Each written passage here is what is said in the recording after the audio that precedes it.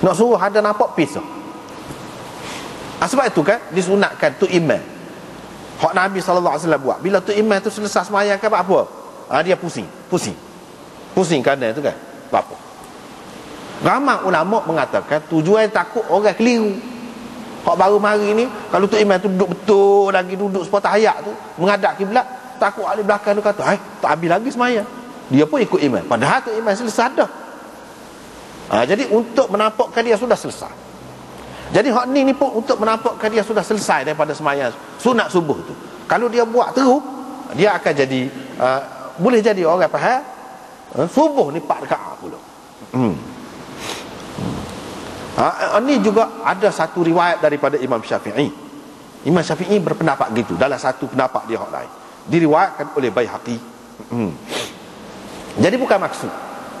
Jadi tidak semesti baring. Mana kalau dia berasa selesa dengan cara duduk atas kursi, tak ada sembahyang. Berasa penat nak duduk atas kursi. Boleh juga. Sebab maksudnya nak ambil tenaga. Ataupun nak memisahkan. Tidak semesti dengan cara berbaring tu. Tempat kita ni mujur je ni. Mujur. Sebab apa? Mana ulama-ulama cerdik. Dia royak molek. Ni pendapat gini. Dia tidak ambil mudah-mudah gitu. Kalau di Pakistan ada setengah-setengah tu hak terlajak nak mengikut hadis ni. Kita pun nak ikut hadis juga. Semua ulama-ulama ni nak ikut hadis juga, tapi tengok benda juga. Setengah-setengah masjid tu kan boleh tengok lah. Pergilah tengok. Boleh tengok. Guling hari pok-pok dia. Lepas pada bar tu kan, sembahyang sunat subuh, guling dulu. Guling. Boleh hari boleh tengok. Lepas pada tu baru sembahyang. Sebab apa dia pakai sunnah? Mustahab dia pakai hak tadi lah. Gitu. Padahalnya demo tu baru mari je juga. Bukannya sepanjang malam tu duduk ataupun 1/3 akhir malam tu duduk ibadat ke apa. Tak ada lagu tu. Baru pergi, tapi dia pakai hadis ni. Hadis ni setara mana kuatnya. Walaupun Imam Tirmizi kata hasan sahih, Imam Nawawi pun kata sahih ala syart syaikhain, kata dia. Mengikut syarat Bukhari dan Muslim. Dan ramai lagi hak kata lagu tu. Tetapi ulama-ulama lain bahas. Dia kata tak boleh pergi. Hadis ni sendiri ni tak kemah. Apa jawapan dia? Antara jawapannya di sini disebutkan dalam kitab kita ni pada muka surat 386. Beberapa baris daripada atas, baris yang ke-5 ada beberapa jawapan. Yang pertamanya, hadis Abu Hurairah ni adalah daripada riwayat Abdul Wahid bin Ziyad daripada A'mash. Ni kalau nak tengok dari sudut sanad. Jadi orang duduk kata mengikut syarat Bukhari dan Muslim tu tidak tepat. Tidak tepat.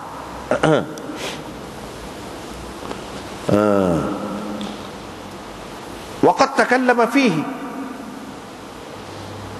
bisabab dzalika Yahya bin Sa'id Al-Qattan wa Abu Dawud At-Tayalisi.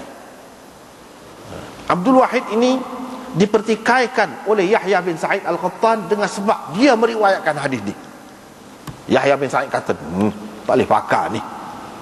Dia kata. Dan Abu Dawud At-Tayalisi, Yahya bin Sa'id kata, apa dia kata? Saya tengok dia ni tak mengaji hadis di Basrah. Ma ra'aituhu yatlubu hadithan bil Basrah. Dia ni tak mengaji hadis di Basrah. Di Kufah pun tak, kata dia. Wa kuntu ajlisu ala babihi yawm al-jum'ah ba'da as-salah udzakiruhu bi hadits al-A'mash la ya'rifu minhu harfan. Yahya bin Sa'id Al-Qattan kata, saya pergi rumah dia. Ni mana ulama-ulama Yahya bin Sa'id Al-Qattan ni payah nak luluh dia. Kalau dia raik tu kemah benar. Dia payah nak raik. Dia pergi ni riwayat pada lagu, dia pergi rumah bicara di muka pintu rumah dia bicara. Dia tak tahu kamu satu pun hadis dia. Kalau dengar orang tak erti boleh lah kata. Dengar orang erti, jumpa lah buku dengan ruah. Dia kata dia tak tahu ke satu hadis. Umar bin Ali Al-Fallas berkata, saya telah mendengar Abu Daud berkata, Abdul Wahid ni dia ambil beberapa hadis yang A'mash sebutkan secara mursal, dia mausulkan hadis itu. Ini apa cerita? Hadis itu hadis tidak bersambung, putus sanad dia bubuh sanad. tak molek ni lagu ni. Kejap lagu ni. Dia kata haddatsana al-A'mash, qala haddatsana Abu Jahil fi kadza wa kadza. Ini riwayat dia daripada A'mash. Cuba kita tengok. Abdul Wahid ambil daripada A'mash. Hak ni hak dia ambil daripada A'mash. Dan A'mash pula meriwayatkannya dengan sirah an-anah. Dan A'mash itu mudallis, tak boleh pakai. Sebab apa? Sebab boleh jadi A'mash tidak ambil secara langsung daripada Abi Saleh ni. Dia ni mudallis. Bila dia riwayat secara an, maknanya itu isyarat. Itu macam loceng. Loceng bunyi tu, amaran. Amaran bahawa tidak semestinya dia ambil daripada Abi Saleh secara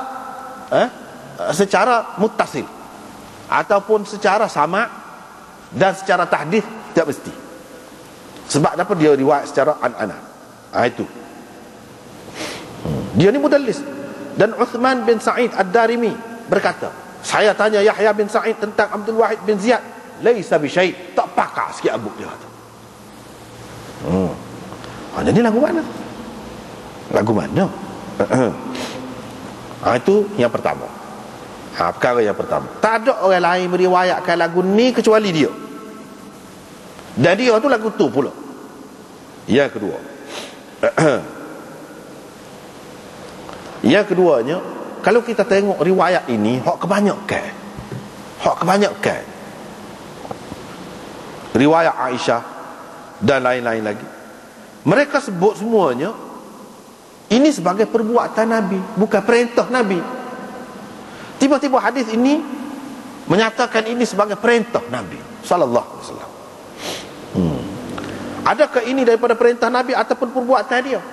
Baihaqi berkata, sebagai perbuatan Nabi, hak ni lebih aula an yakuna mahfuzan.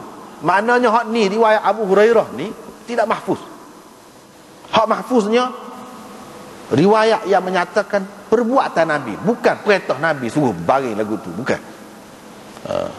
Saat ni kita kata, tu Abu Hurairah kata. Masalahnya nak sapa ke Abu Hurairah, betul ke Abu Hurairah tu kata gitu dulu. Betul ke Abu Hurairah kata? Tadi kita kata Abu Hurairah kata, hak salah sayanya gapo dia? Saya ingat, pokok dia tu tak ingat. Masalahnya betul ke? Dulu. Hak ni. Sedangkan riwayat ni ambil daripada Abdul Wahid tadi. Abdul Wahid tu ambil daripada A'mash. A'mash tu ambil daripada Abi Saleh. Sebab itulah Baihaqi kata hak mahfuznya iaitu perbuatan Nabi. Memang Nabi ada buat. Tapi ada buat sama apa? Tak. Dan dia buat tu perbuatan Nabi ni tidak semesti semuanya jadi syariat. Jadi maknanya sebab Nabi makan roti tu, jadi sunatlah kita makan roti. Mana gitu? Tidak. Hak tu dah bukan masyarakat dia makan roti, dia makan roti juga. Gitu lah. Hak ni pun dia manusia, dia ada penat, dia baring. Setara tu je. Bukan maknanya dia nak suruh orang turun. Kalau dia nak suruh orang turun, dia baring dalam masjid. Mana ada dalil dia baring dalam masjid? Hak orang terima kata ada baring. Baring dalam rumah seorang. Bukan baring jujuk dalam masjid gitu. Tak kena tu. Sebab itulah ada riwayat daripada Sayyidina Umar suruh orang baling anak batu. Bukan anak dia saja, Ibnu Umar saja suruh orang baling anak batu. Kalau lah benda ni sunnah, apa yang marah gitu mah? Apa yang tabi'in sahabat kata ni pembaringan syaitan ni? Apa? Takkan perbuatan Nabi tu nak kata syaitan pula? Sebabnya perbuatan tu ada beza. Perbuatan tu sebagai gah, sebagai qurbah kau sebagai adah dan tabi'ah. Itu dia. Dan jawapan laginya kalau kita perhati riwayat ni, hak baring ni selepas daripada sembahyang 2 rakaat sunat subuh ke sebelum? Tak serupa riwayat. Ada hak kata sebelum, ada hak kata selepas. Maknanya hadis itu muttarib, tak tetap. Bila tak tetap, tak boleh nak pegang. Itu kaedahnya.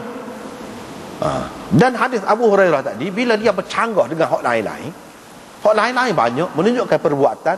Hak nisa menunjukkan Nabi perintah. Itu orang panggil hadis syadz.